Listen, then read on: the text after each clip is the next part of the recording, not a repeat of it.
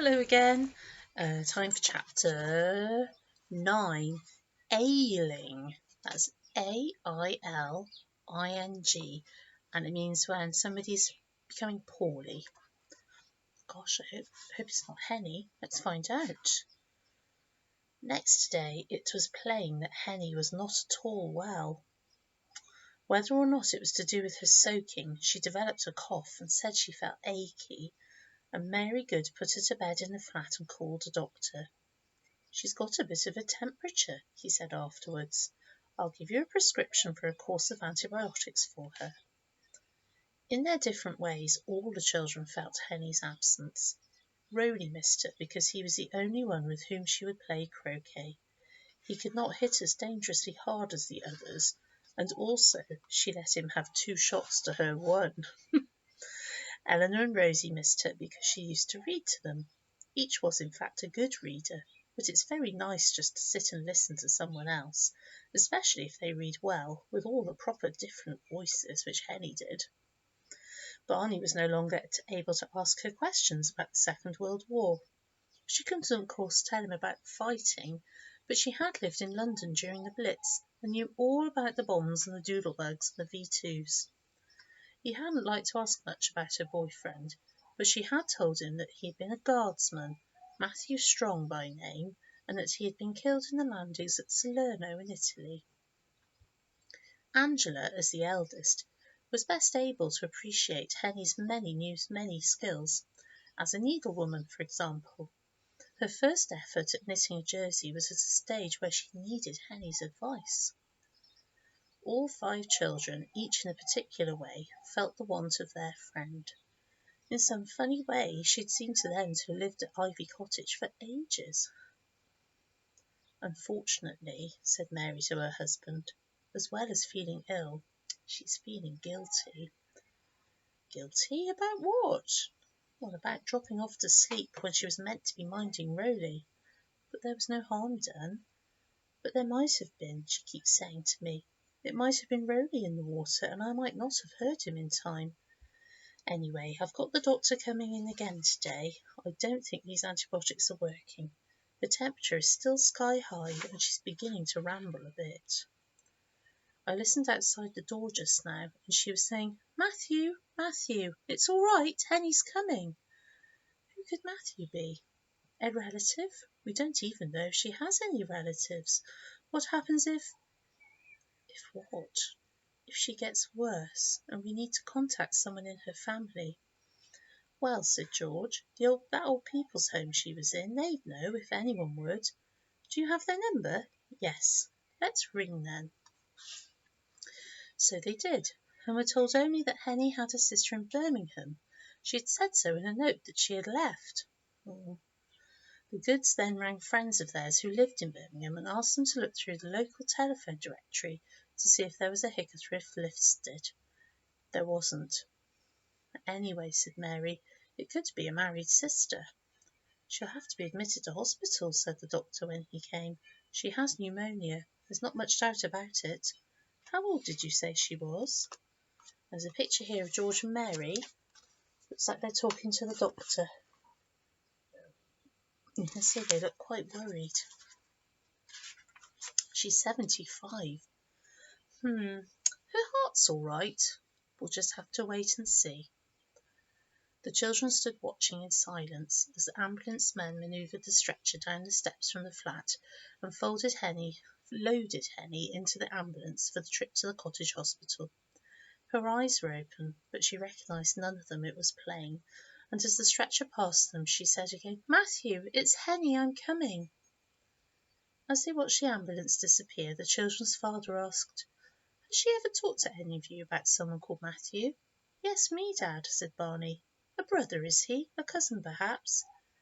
"No, her boyfriend was called Matthew, the one that got killed in the war in 1943. In the afternoon Mary went to the hospital.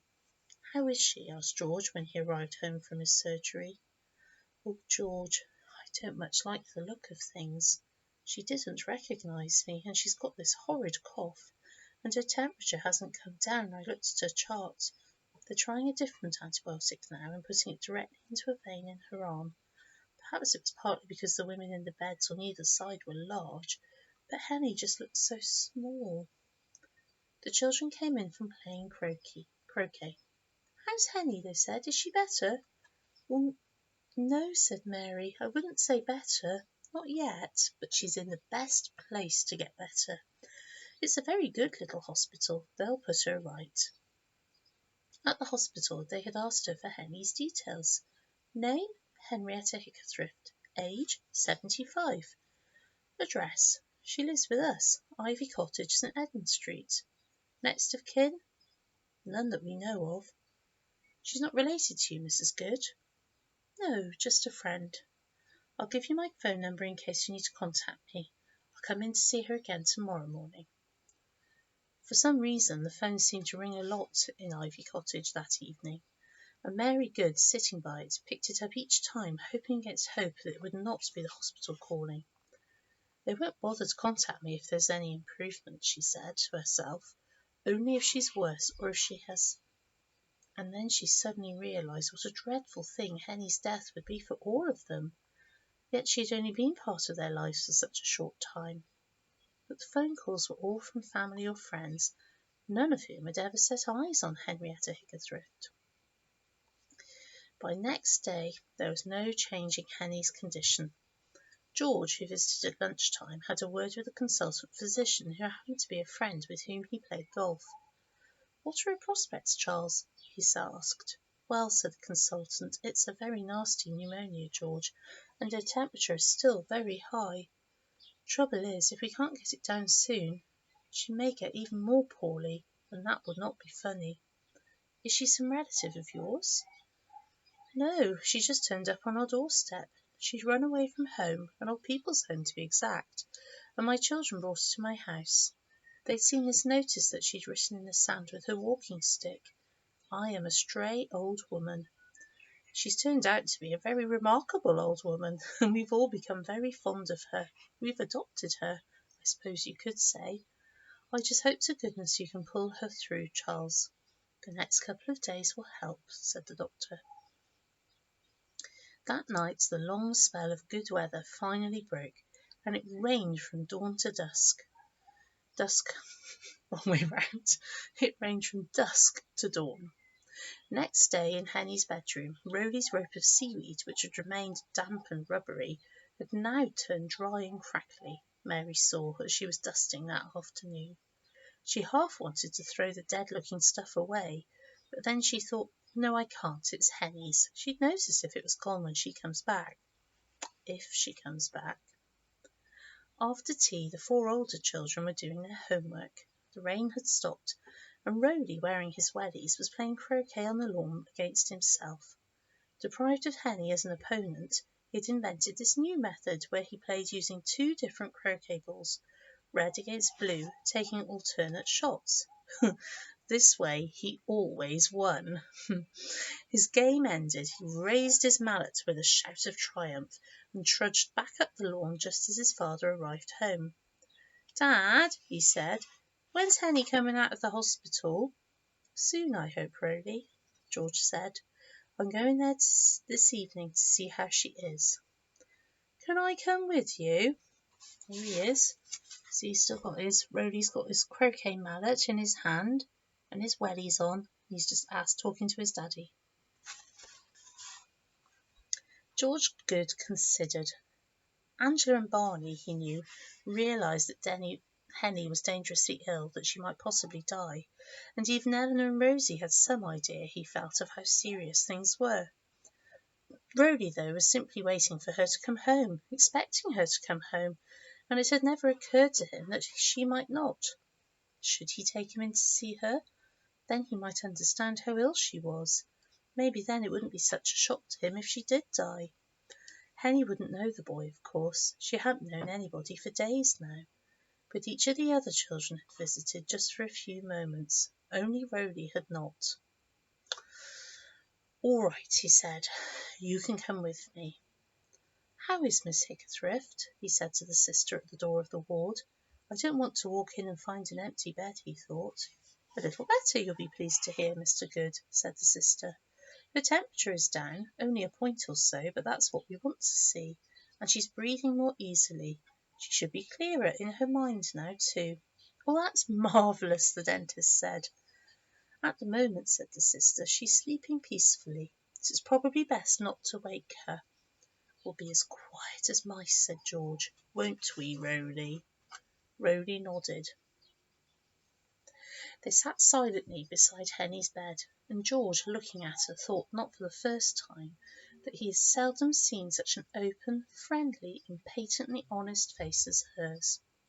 Her mouth was slightly open as she slept, and it was with satisfaction that George saw the glint of those new teeth.